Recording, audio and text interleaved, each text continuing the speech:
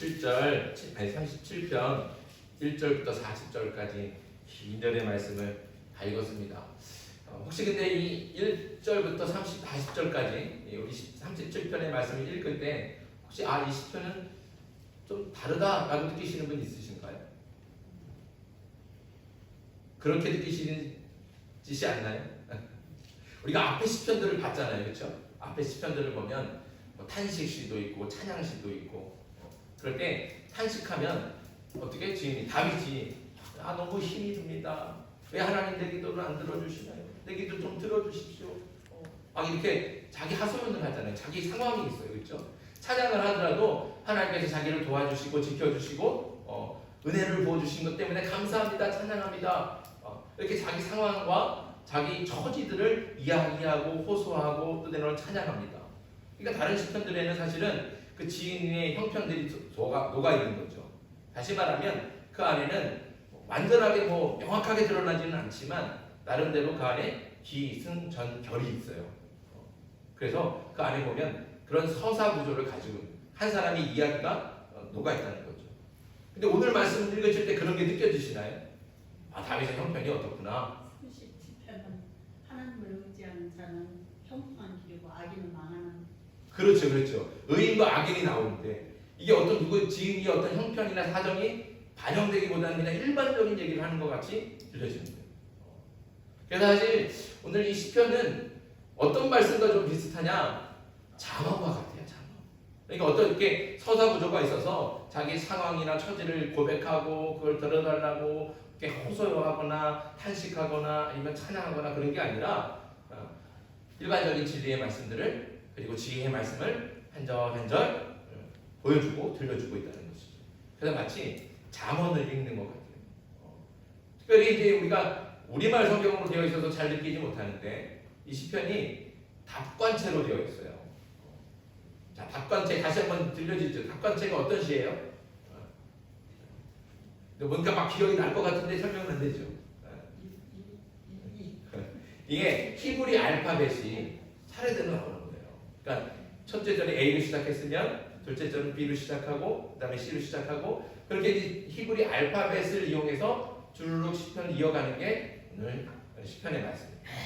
그래서 이게 한 절 한 절이 특별히 이제 이 두 절이 두 행이 하나로 묶여지거든요. 그래서 두 행의 말씀, 이 한 행 한 행 하나가 하나의 진리를 하나님의 진리를 가르쳐주고 선포하는 말씀으로 들려진다는 거죠. 그래서 오늘 말씀은 좀 다른 시편들과는 다르게 잠언과 같이 지혜의 말씀으로 들려지는 겁니다. 그래서 오늘 잠언같이 읽혀지는 오늘 시편의 핵심 주제가 무엇이냐? 그는 1절 말씀에 있습니다. 1절.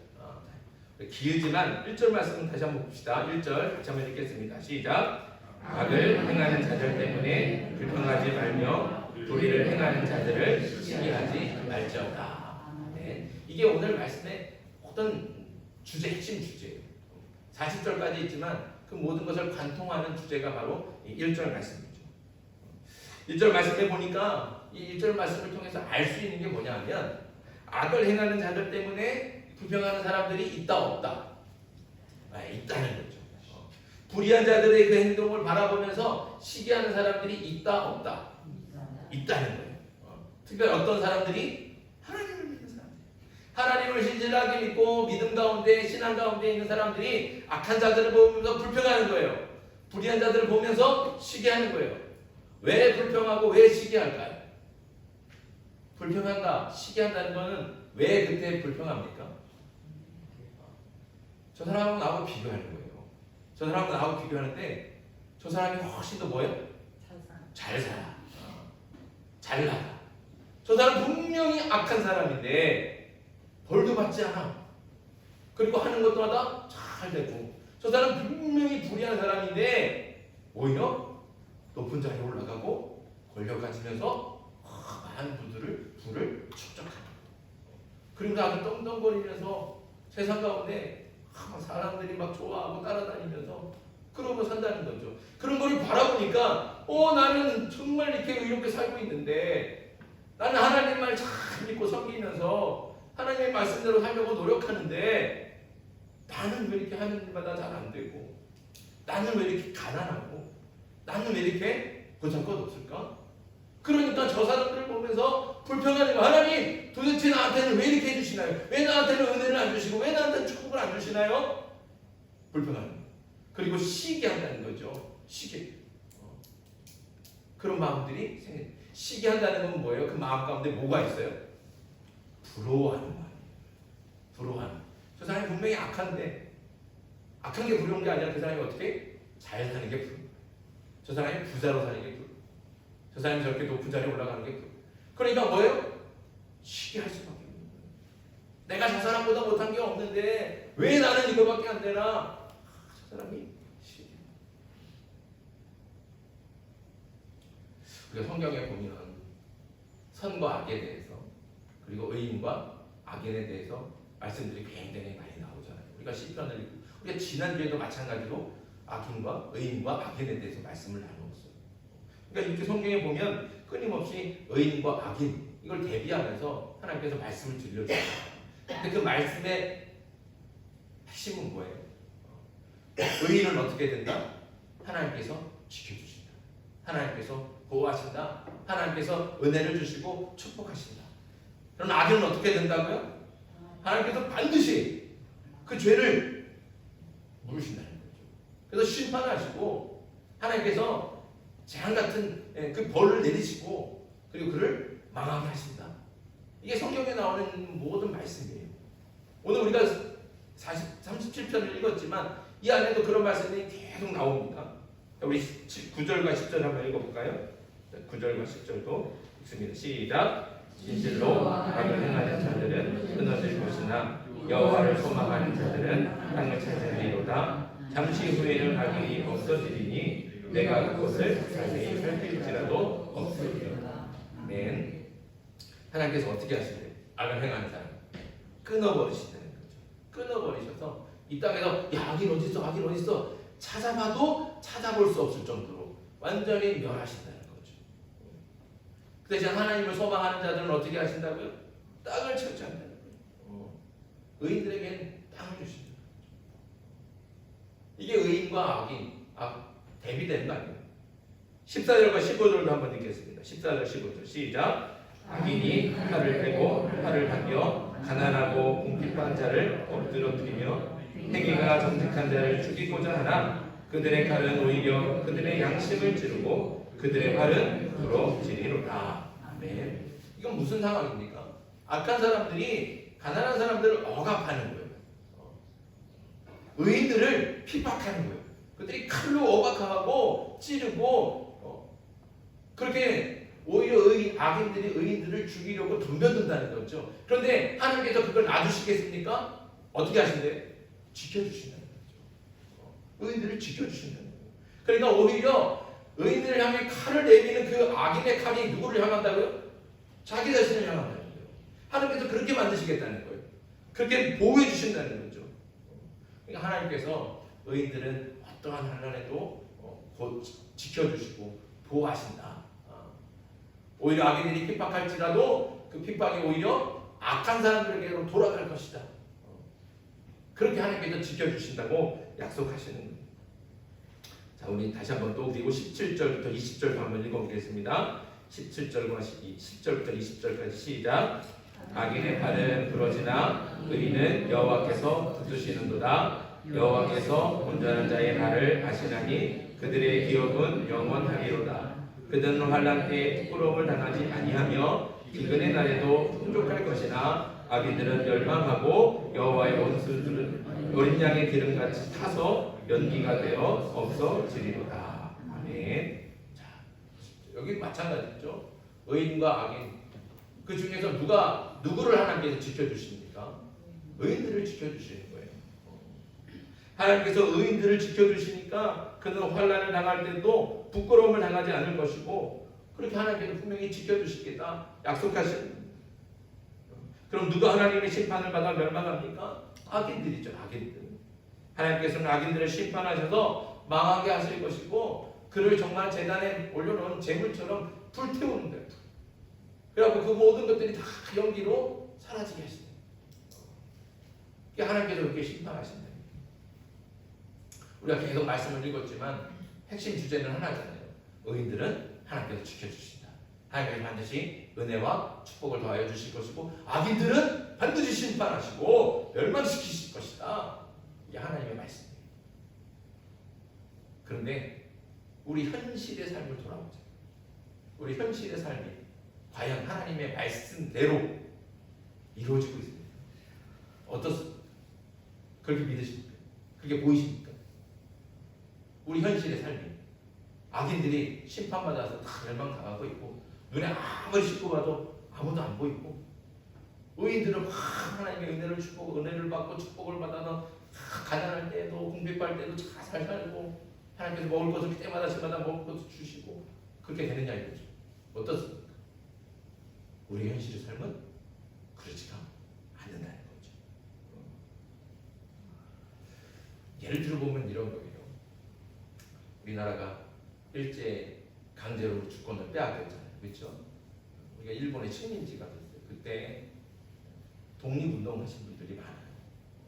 자신의 재산, 자신의 집도 팔고 자신의 땅도 팔고 다 팔아가고 독립운동 자금을 다 내놓고 자신은 머리 가족들을 데리고 저 만주를 이주해갖고 그 추운 땅에서 어린 자녀들이 분명히 부유하게 살고 있었는데 한순간에 그냥 가난한 삶으로 전락하고 말았어요. 그래갖고 자신은 모든 것을 다 바치고 헌신해서 그분들 때문에 우리나라가 어떻게 됐어요? 독립한 거예요. 해방하게 된 거예요. 우리 자유를 되찾고 지금 우리가 이렇게 얼마나 부유하게 살아가고 있습니까? 그런데 그렇게 자신의 것을 다 바치고 헌신하신 독립운동가들의 후손들은 어떻게 해요? 후손들은 어때요? 그렇게 자신의 재산도 다 나라를 위해서 헌납하고 자신의 인생 자체를 온전히 나라의 독립을 위해서 바친 헌신하신 그 분들이니까 그러면 나라가 그분들의 가족, 그분들의 자녀들, 그분들의 후손들을 책임져 주는 건 마땅하지 않습니까? 그렇잖아요.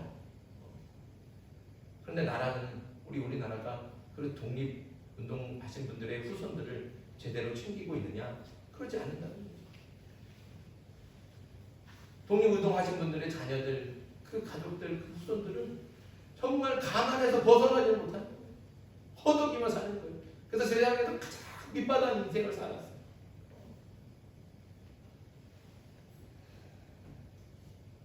그 사람들은 외면당하고 철저히 나라로부터 외면당하고 훈장 하나 덜 주고서는 그리고 훈장 딱 보여주고서는 그냥 아무 생계도 책임져 주지 않고 그러니까 그런 말이 있는 거예요.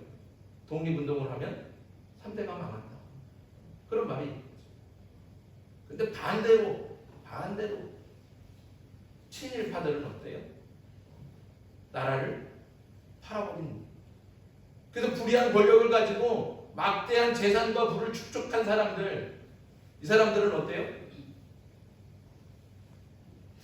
벌써 몇 대가 지났습니까?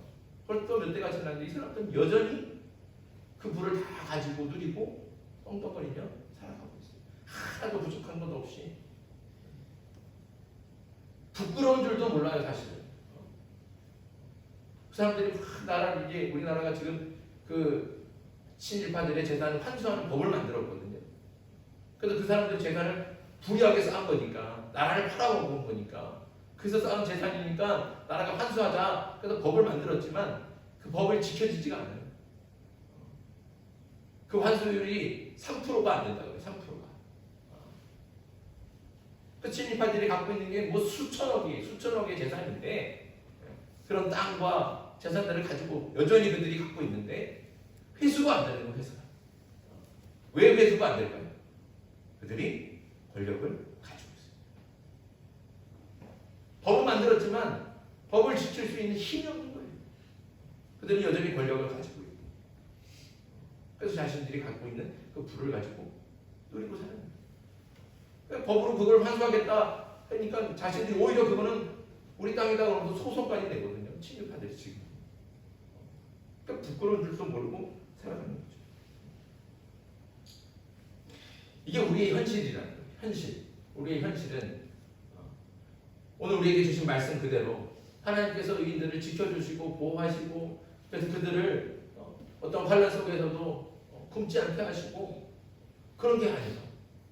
악인들은 반드시 심판하시고 벌 주셔서 그들이 이 땅 가운데서 사라지게 하겠다 말씀하시고 약속하셨지만 우리 눈에는 세상에 온통 악한 사람들이 너무나 가득하다는 거죠. 이런 현실을 보면 과연 세상에 정의가 살아있는 건지, 세상이 너무 불공평하고 불의한 것만 같아서 화가 나지 않습니까? 더욱더 마음이 아픈 것은 우리 신앙이 흔들릴 수밖에 없다는 거죠. 과연 하나님이 정말 살아계신 건가?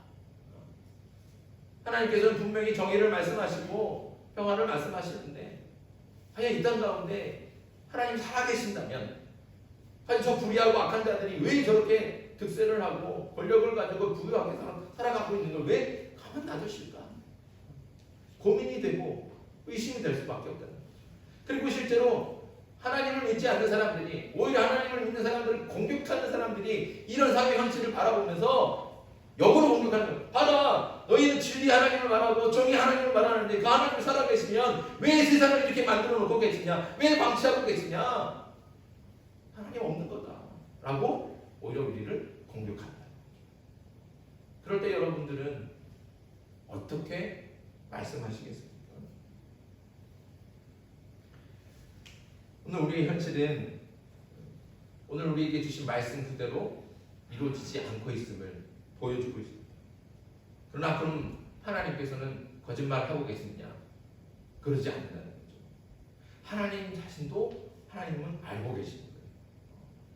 하나님 자신도 알고 있어요. 오늘 1절 말씀이 그걸 가르쳐 주십니다. 1절 말씀이 뭐라고 그런다고요? 다시 한번 1절 읽어봅시다. 시작. 악을 행하는 자들 때문에 불평하지 말고 불의를 행하는 자들을 시기하지 말지어다. 이게 세상이 이런 걸 하나님께서 아시는 거예요. 악한 자들이 득세하고 악한 자들이 더 부유해지고 악한 자들이 더 큰 힘을 가지고 세상을 지배하는 것처럼 보이는 이 세상, 하나님께서 알고 계신다는 거죠. 그러나 이런 세상을 향해서 불평하지 말고, 이 세상을 향해서 부러워하지 말고, 그 세상을 향해서 시기하지 말아라. 이것이 하나님의 말씀인 겁니다. 다시 말씀드리지만 세상이 흔들려요. 악한 흐름으로 휩쓸려 가는 것 같아요.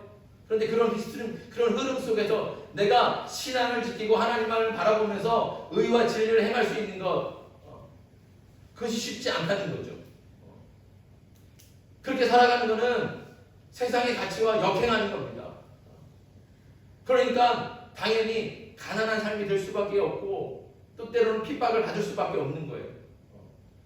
그러니까 그런 사람들을 부러워하고 그 악한 자들이 득세하고 그 악한 사람들이 더 부유해지고 그 악한 사람들이 더 강해지는 모습을 바라보면서 부러워하고 불평하고 시기하게 되면 결국에는 나도 어떻게 돼요? 그 흐름에 따라가게. 자꾸 불평하는 것, 자꾸 시기하는 것, 그 마음에는 자꾸 그 삶이, 그들이 누리는 부와 그들이 누리는 그 권력과 그리고 그들이 누리는 그 평안한 삶이 너무 부러운 거예요.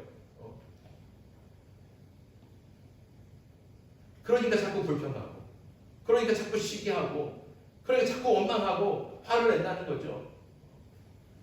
그러나 하나님께서는 그래서 그런 것들을 불평하고 시기하고 원망하고 화를 내지 말라고 말씀합니다. 6절도 한번 우리 같이 한번 읽어봅시다. 6절. 우리 7절과 8절을 같이 한번 읽겠습니다. 7절과 8절 시작. 여호와 앞에 잠잠하고 참고 기다리라. 자기 길이 형통하며 악을 꾀하는 이런 자들 때문에 불평하지 말지어다. 분을 그치고 노를 버리며 불평하지 말라. 오히려 악을 만들 뿐이라. 아멘. 하나님께서 말씀하세요. 다 알고 말씀하시는 거죠. 악한 사람들이 악한 꾀를 꾀하며 형통할 수 있다는 겁니다. 그래서 더 많은 부를 축적하고 더 높은 자리에 올라가고 더 많은 권력들을, 강한 권력들을 가질 수 있다는 거죠. 그런데 그것들 때문에 불평하지 말고 그것들을 가지고 부러워하지 말라는 거죠. 그럼 오히려 똑같이 그 사람들과 같이 악을 행한다는 거예요. 중요한 사실은 세상의 흐름이 그렇게 흘러간다고 해도, 세상이 불의해 보이고 불공정해 보이고 악해 보인다고 해서 하나님이 악하십니까? 하나님이 불의하십니까? 그러지 않는다. 이것이 진리라는 거예요. 하나님께서는 정의로우시고 선하시고 의로우신 분이 바로 우리 하나님이십니다. 그 하나님께서 그 의로우신 뜻을 가지고 세상을 만드신 거예요. 그러니 이 세상이 악한 것은 하나님이 악해서 악해진 게 아니라는 거죠. 이 세상이 악한 것은 우리가 악하기 때문에, 우리가 죄 가운데 있기 때문에 그렇다는 것이죠. 이런 악한 세상을 하나님께서는 어떻게 해요? 하나님이 다스리시는 하나님의 나라로 바꾸어 가길 원하시는 거예요. 중요한 사실은 하나님은 능력이 있으시죠. 전능하신 하나님이십니다. 하나님의 능력으로 단번에 모든 것들을 멸하시고 하나님의 나라를 만드실 수 있어요. 그런 능력이 있으시죠. 그러나 하나님께서는 우리를 어떻게 사랑하신다고? 인격적으로 사랑하시는 거예요. 그래서 하나님의 뜻대로 폭군처럼 모든 것을 갈아엎으시는 게 아니라 하나님께서는 어떻게 해요? 하나님의 뜻을 이룰 수 있는 사람을 지금 이 순간에도 찾으신다는 거죠. 그러니까 세상의 흐름에 따라서 그 악한 사람들이 형통하고 잘 사는 것을 보고 부러워하고 그들을 분노하고 그들을 불평하고 그래도 그들을 시기하는 사람들이 아니라 그런 흐름 속에서도 하나님을 진리를 붙들고 하나님 편에 서서 하나님의 선하시고 의로우신 뜻을 이루는 사람, 그런 사람을 찾으시고 그런 사람을 부르셔서 그 사람을 통해서 하나님은 이 땅을 어떻게 해요? 하나님의 나라로 만들어 가신다. 바꾸어 가신다는 것이죠. 그게 하나님의 역사라는 거예요. 그래서 우리가 지금 당장은 아닐지 모르지만 지금 당장은 여전히 악한 사람들이 권력을 가지고 잘 사는 것 같고 불의한 사람들이 그렇게 출세하는 것 같지만 하나님께서는 하나님의 사람들을 더 자꾸 늘리시고 자꾸 부르셔서 이 세상을 조금씩 하나님의 나라로 바꾸어가는 한다시. 그래서 이 땅 가운데 하나님의 나라를 완성하시는 거예요. 그래서 오늘 말씀의 핵심은 무엇이냐? 다시 1절 말씀이 있다는 거죠. 그 흐름 속에, 그 악한 세상의 흐름 속에서도 흔들리지 말라는 거예요. 흔들리지 말라는 거예요. 흔들리지 말고 오직 주님만 바라고. 주님만 바라고. 오늘 말씀에 자, 우리 23절과 24절, 23절, 24절 한번 같이 한번 읽겠습니다. 시작. 여호와께서 사람의 걸음을 정하시고 그의 길을 기뻐하시나니 그는 넘어지나 아주 엎드러지지 아니함은 여호와께서 그의 손으로 붙드시리로다. 아멘. 이 말씀이 왜 중요하냐? 이 말씀은 우리 삶의 현장에 우리가 살아갈 때 때로는 넘어진다는 거죠. 우리 주신 말씀대로 이 세상의 흐름에 그 흐름에 휩쓸리지 않고 나는 오로지 주님만 바라보겠습니다. 나는 오로지 주님만 의지하겠습니다. 이런 결단과 그런 믿음을 가지고 살아가지만 우리 세상 속에서 흐름 속에서 살다 보면 때로는 어떻게 해요? 넘어진다는 거죠. 우리 이 세 번역 성경에 보면 이 말씀을 어떻게 뭐라고 표현하냐면 비틀거린다는 거예요. 비틀. 우리가 똑바로 이렇게 가면 좋겠죠. 그렇죠? 똑바로 이제 하나님만 바라보고 끝까지 주님만 바라보고 직선으로 가면 좋겠지만 우리의 삶이 그러지 않는다는 거예요. 어떻게 해요? 비틀. 그러나 그 비틀거림 속에서도 하나님은 어떻게 해요? 우리를 붙들어 주시죠. 주를 바라보면 주님께서 붙들어 주시고 오늘 말씀대로 넘어지지만 엎드러지지는 않게 하신다는 거죠. 때로는 우리가 흔들릴 수 있습니다. 때로는 연약해질 수도 있죠. 하나님을 의심스러울 수도 있고 하나님이 원망스러울 수도 있어요. 그러나 그럴 때도 어때요? 우리는 다시 돌아오는 거예요.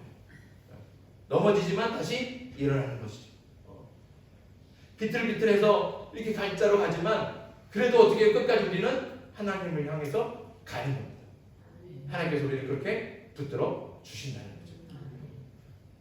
우리가 비틀거리지만 완전히 악으로 완전히 죄로 넘어지지는 않게 하신다는 거예요. 때로는 비틀거리는 한 발은 쪽이 이렇게 흔들어갈 수 있어요. 그러나 하나님께서 어떻게 해요? 다시 붙들어주세요. 바른 길로 가게 하죠. 그러니까 우리는 어떻게 해요? 하나님을 바라보고 가면 때로는 흔들리고 넘어지고 비틀비틀거리지만 우리 삶의 종착역에는 하나님께서 기뻐하시는 하나님의 나라가 우리 가운데 있게 될 줄 믿습니다. 그래서 다시 한번 말씀드렸지만 오늘 말씀의 핵심은 뭐예요? 세상의 흐름에 악한 사람들이 잘 되고 불의한 사람들이 성공해 보이는, 그래서 그 사람들을 부러워하지 말라. 그리고 그런 흐름에 흔들리지 말라는 거죠. 오직 믿음을 지키라. 비록 내가 믿음을 지키느라 그 악한 사람들과 비교할 때 조금 가난해 보이고 조금은 출세하지 못한 것 같고 성공하지 못한 것 같지만 우리는 누가 계세요? 하나님이 계십니다. 그래서 하나님을 바라보고 기뻐하는 거예요. 그래서 하박국 선지자가 고백하는 거잖아요. 뭐라고 고백합니까? 무화과 나무가 무성하지 못하고 포도나무에 열매가 없고 감람나무에 소축이 없어요. 우리 소가 없고 양떼가 없고 가진 게 아무것도 없는 거예요. 그런데 그럼에도 불구하고 이 사람은 어떻게 한다고요? 여호와를 기뻐하는. 가진 것이 많아서 성공하고 출세해서 기뻐하고 그것 때문에 즐거워하는 게 아니라 가진 게 아무것도 없지만 세상의 기준으로 보면 성공하지 못하고 부유하지 못하지만 나는 하나님이 계십니다. 하나님이 나와 함께 하십니다. 나는 그 하나님과 함께 걸어갑니다. 그것만으로 기뻐하고 즐거워한다는 거죠. 저와 여러분들이 이런 신앙으로 믿음으로 살아갈 수 있기를 간절히 소망합니다. 세상의 기준과 가치에 맞춰서 사는 것이 아니라 하나님의 기준을 두고 하나님 때문에 감사하고 하나님 때문에 기뻐하고, 그래서 내가 비록 흔들릴지언정 넘어지지 않고 넘어질지언정 엎드러지지 않고 주님께서 다시 일으켜 주시는 은혜를 받아 끝까지 의의 길을 가고 진리의 길을 갈 수 있는 저와 여러분들을 되기를 주님의 이름으로 축복합니다. 찬양 하겠습니다. 찬양.